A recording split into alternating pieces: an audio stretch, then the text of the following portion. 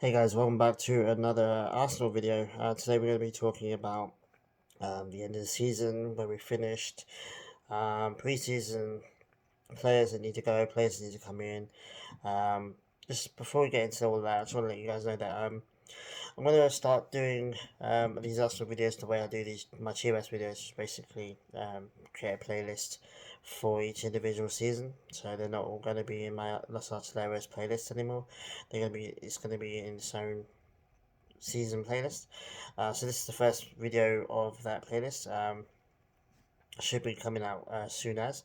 Um, we're going to be covering preseason first, obviously signings and all that jazz, games and who leaves, who goes, and who comes in. Um, and then we'll get into the season, and it's going to be an interesting season as well because obviously it's a World Cup year as well. World Cup smack bang in the middle of it, which is super strange and weird to me, but it is what it is. So let's get straight into it. Obviously, we won the last game of the season. Really strong, pretty comfortable win, really, against Everton 5-1. Um, yeah, I mean, it was an Everton team that were safe. They weren't really bothered about winning or losing this game. They were too, I mean, most of the fans were probably still celebrating and staying up, which is quite hilarious, really. A club like Everton, their fans celebrating like they just hit the top four, won a won the league or something, but their standards are really falling. Everyone talks about Arsenal standards falling, but well, Everton's fans. I mean, to be fair, Everton's fans were really staring down at the Championship for most of the season, so um, maybe you can forgive them a little bit for being too celebratory at the end. But yeah, their team was on the beach already in this game, and we got a comfortable win. And unfortunately, it didn't matter for us anyway because obviously Spurs won. They annihilated Norwich, which was quite foreseeable, but unfortunately, you had a little bit of hope that Norwich could have a really good game for once this season, but it was meant to be. So then Spurs finished fourth, and we finished fifth. Yeah, for me personally, I think the main things that hurts me about it obviously is the fact that it's Spurs. Spurs have absolutely no, as a club, as an entity, as an institution, have no business being anywhere near the top end of football or world football. I think, I mean, in all fairness, I think if no matter who it was, Spurs or Arsenal, neither team I don't think would have done very well in the Champions League next season. I don't see Spurs doing particularly well. Um, I mean, they barely. I mean, they failed in the Conference League this season. Like, but yet they're supposed to be doing really well in the Champions League. No, I don't think Kane and Son are gonna keep up their form either. Son maybe for a while because I think Son's a little bit. I think Son's a little bit younger than Kane, but they're both aged now. We'll have to wait and see. But yeah, we finished fifth. So we got Europa League football. Um, I mean, it's a complicated one because on the face of it, fifth is better than eighth. But is it?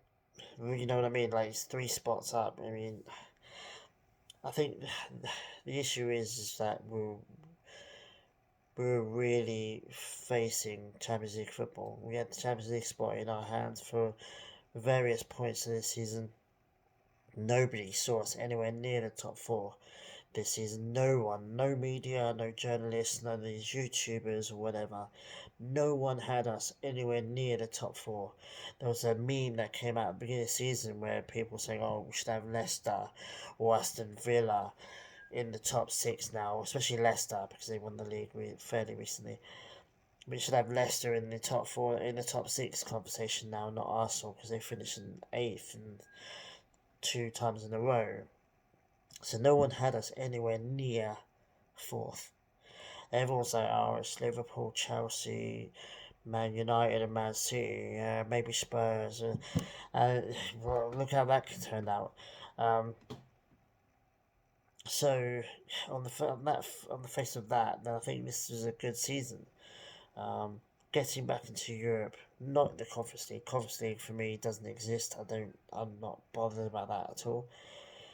Um, Europa League is a bit of a pain because the scheduling, the rostering, Thursday, Sunday, it sucks, especially for us over here in Perth, because obviously that means a lot of 3 a.m. games on a Monday morning or Friday morning. Um,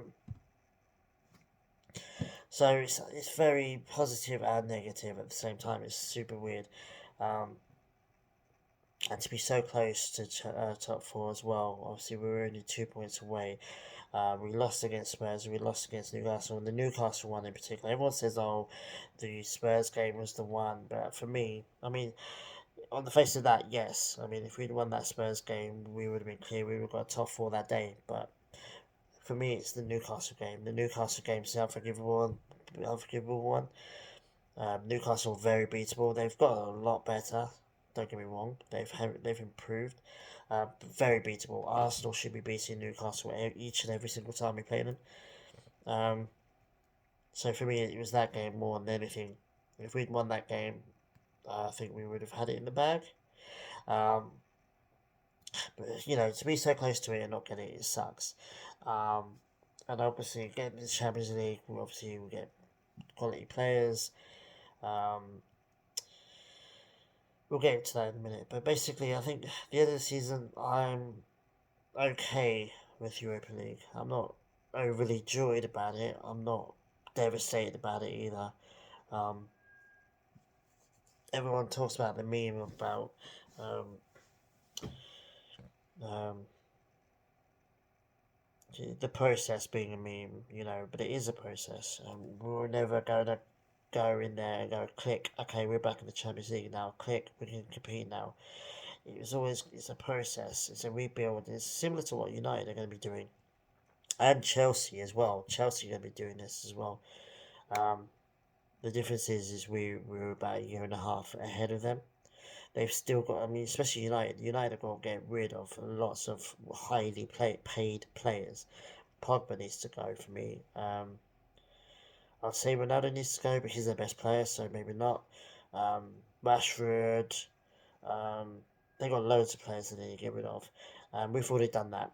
We've got rid of most of our difficult, highly paid players. Aubameyang being the most notable one. Ozil before that. We've done all that. We've done most of our clearing out. We've got a couple more. Maybe Holding leaves. Maybe Cedric leaves a bit. We'll get into that in a minute. But basically, what I'm trying to say is that um, the process is ongoing. Um, like my mate Lyle says, who's been to pretty much every single Arsenal game this season, so kudos to him. But he was saying, Arteta's had a free ride this season, and he's had the backing of the fans. We've been celebrating him, and the atmosphere of the ground, and the games have been astonishingly awesome. Um, but he was saying that's because we had no Europe, and so this season was kind of a write off. In that regard, in the fact that we didn't have any Europe, we didn't, we were never gonna we were never gonna compete for the league, but maybe get into the Champions League. Um, but he rightly says, Arteta has no excuses now next season. This summer is going to be huge, huge, because we didn't do anything in January. That's when we failed. We should have got at least a striker and maybe a midfielder, maybe a fullback or two. Um, but we didn't. We didn't get anyone, and that's what cost us. But this time we can't. We're gonna get rid of probably two or three more players, especially players that are on loan that are coming back that I don't think is going to play with us. So the squad's going to be even more depleted than it is right now in a couple of months' time. So we need, he's saying 10 players. I don't think 10. I think probably six. Um, top first team quality players in. Um, for me, so we're going to we'll obviously go into the transfers now because that's the main thing. Um, and who we buy is going to determine for me how well we do in the Europa League. Whether we win it or not, we're in top teams keep dropping down into the Europa League from the Champions League. Spurs, I think that's what Spurs are going to do. I think they're going to crash out group stage to go to the Europa League, so we'll probably end up playing Spurs maybe in the Europa League, which would be weird. Um, the players we need, for me, a new striker, Gabriel Jesus. I'll be happy with him, to be honest with you. Um, he's better than Lacazette now. He's better than Nketiah now. Balogun I'd have as a backup, really. I'd have Balogun back. I think he had a really good loan spell. Um, maybe keep Eddie, maybe, but Lacazette certainly definitely going to go, I think. So striker, um, people say wingers. I mean, if we sell Pepe, which I think we are going to go do, um, maybe get a winger in. Who that would be, I'm not sure. There's that Asenhen guy from Napoli, but I don't know whether he's more of a winger or whether he's more of a striker. Um, but he would be cool. So wingers, I think wingers for me, we only need to buy winger, a right winger if Pepe leaves. Because I think we've got Smith Rowe that can play out on the left, we've got Martinelli that can play out on the left. We could, left wing wise, I think. Um, get right winger in if Pepe leaves. Cam, number 10, I think we're alright. I think Smith Rowe can slot in there if he has to. Odegaard's are starting number 10, easy. Midfield. So the short reports that Alnenia is renewing for a year, which is fine by me, mainly because he's decent enough.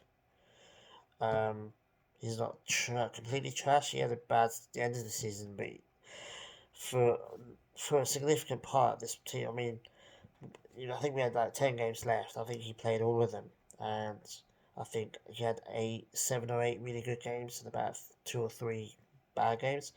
That's good. That's decent, and he's also very happy to have a bit part. He's not going to be demanding. I want to play all the time, so that's cool. He can play the Europa League, the Carabao Cup, maybe the weaker Premier League teams, for rotation. So that's cool. But we still need strong backup. Xhaka could still leave. I don't think he will, but he could still leave. That leaves Partey, Xhaka, and Oneni. We need at least one. Some people say two. I think two top class centre mids is going to be tough. I think we're going to get one. Because Partey should be back by the beginning of next season. So that's Partey, Xhaka, Elneny, and maybe Tielemans. Apparently, there's some strong rumours that we're going to get Tielemans. People saying that he wants Champions League football, but doesn't get that with Leicester anyway, so I don't think that's an issue. Um, so yeah, Tielemans, Xhaka, Partey, Elneny, for me that's fine. That's decent. Patino, I think Patino is more of a centre mid player. I think he can come in for Carabao Cup games maybe. The odd rotation, so I think that's fine. And then obviously for me, we need a backup right centre back. No, a right back. We need a backup right back. That's what I'm trying to say. Tomiyasu is fine. He's good, but quite injury prone. We need someone to come in. I don't really trust Cedric. I think he's become a bit of a meme. He does deserve first team football somewhere, but he needs to move on. I think people saying that he's going to stay. Now Teta likes him, and overall he's done an alright job covering for Tomiyasu. Tomiyasu, by the way, has only played through. No, it's Tierney, sorry. But Tomiyasu's barely played for us this season, really, when you think about it. So we needed someone right back to come in and challenge him and cover him because he's probably going to get injured again, unfortunately. Left back Tierney, the same thing. He's been out for ages. I think he might be back by the beginning of the season. Apparently, he's played 50% of all games played since he joined us, which is pretty bad, to be honest with you. He's been injured quite a lot. Whether we get a first team quality left back or whether we just get a backup remains to be seen. But left back for sure, we get some kind of left back. I don't. Tavares is not there yet, and we've got Nakonga in centre mid as well. I don't think he's quite there yet either. Um, and then centre back, we're getting Saliba in. So for me, Gabby, Saliba, Ben White, and Holding. That's fine. 4 centre backs. Sorry, that's decent. I think People saying that Saliba doesn't want to play for us. I'm going to bet my money that he does want to play for us. And he'll like the challenge. Even if he wants to stay at Marseille, they can't afford him. Now, I think they've got a ban as well. So even if he wants to stay at Marseille, it doesn't mean that it's going to happen because it won't. Because they're unable to. So I'm gutted. And then goalkeeper, I think Leonard's going to go. Ramsdale's obviously number one. He had a very shaky end of the season, but all in all, it's been decent. He's in the top five clean sheets, I think, for goalkeepers. So um, keeping for the main goalkeeper, but obviously we need a backup goalkeeper. I think we've got that American kid. I'm not really fussed about him. I think we need to get a better goalkeeper. Whether we get someone from the youth team, I think there's a couple of goalkeepers that are doing really well in the U23, so maybe bring them in. But goalkeeper situation might need looking at, in my opinion. And then we go into the players that are unknown. Bellerin, I think, leaves. He won't obviously go back to Betis, but he leaves. Just don't think he's good enough for us anymore. I think he's very, very much a Liga player. Um, Torreira as well. He did alright. I think he got Fiorentina Player of the Season. I think he leaves as well. Just not quite cut out for the Premier League, unfortunately. Guendouzi looks like he's leaving. I'd have Guendouzi in. I'd have him as a rotating centre mid as well, but off the field issues matter. So if he's in the cause trouble in the dressing room, then see you later. Um, who else is there? Obviously Saliba. I think Saliba's the only one really that's out of loan that I'd have back. Maybe I don't think Reece Nelson's good enough in my opinion. Um, had a good end to the season with Feyenoord, but I think he needs to move on. Um, AZ Niles is a bit of a weird one. Maybe he covers a right back. I don't think he's that much of a good right back.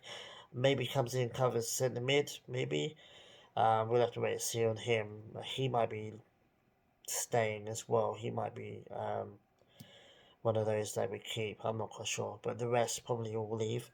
Um, yeah, so I mean that's pretty much it. I mean, lots to do, lots to do, and there's going to be probably a couple of surprises. We might get rid of some players that I'll be surprised.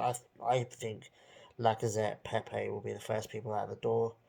Hopefully, Gabriel Jesus comes in as the first signing. Hopefully, Tielemans as well. Those two are really good signings for me. I have Edson Alvarez from Ajax, by the way. That's my personal choice for the CDM position. Um, Won the league with Ajax. He's got Champions League football. He's played more Champions League football than most of our entire squad. So he's Champions League proven. To be fair, he's well within his rights to demand a move to a Champions League club. People say that Ten Hag's taking him with him to Man United. I don't think so, really. Um, I think at one, he's better off staying at Ajax than going to Man United, in my opinion.